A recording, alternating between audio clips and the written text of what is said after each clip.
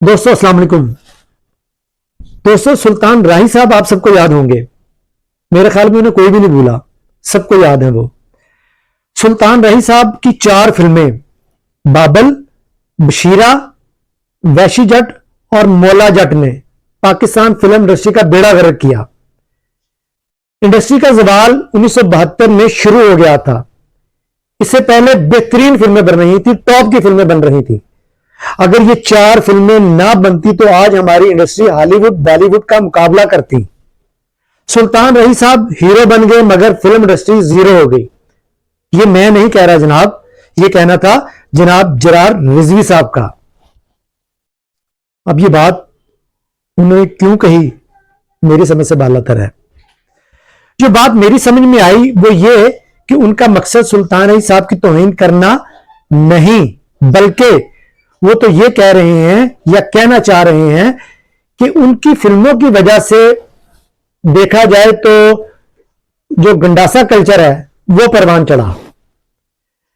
جناب جرار رضوی صاحب، اگر میں سچ کہوں تو سلطان راہی صاحب کی وفات کے بعد آپ کی انڈسٹری ہی ختم ہو گئی تھی، بالکل مک گئی تھی، بالکل زیرو ہو گئی تھی۔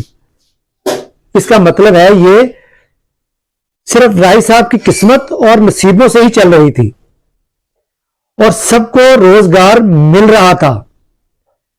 اس کے بعد مطلب آپ جیسے بھی لوگ جو ہے نا وہ گھر بیٹھ گئے تھے۔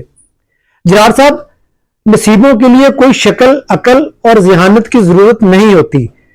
سب کو معلوم ہے راہی صاحب کے ہوتے آپ سمیت سب کے چولہے جو ہے نا وہ جلتے تھے۔ جاتے جاتے ایک بات کہوں گا جو میری سمجھ میں آتی ہے،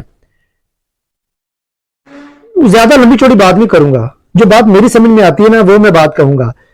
قصور ان 4 فلموں کا نہیں تھا، یہ بات آپ غور سے سن لیں۔ قصور ان 4 فلموں کا نہیں تھا، قصور ان نالائق فلم سازوں کا تھا جنہوں نے 4 فلموں کی 400 نقلیں جو ہے نا وہ بنا ڈالیں۔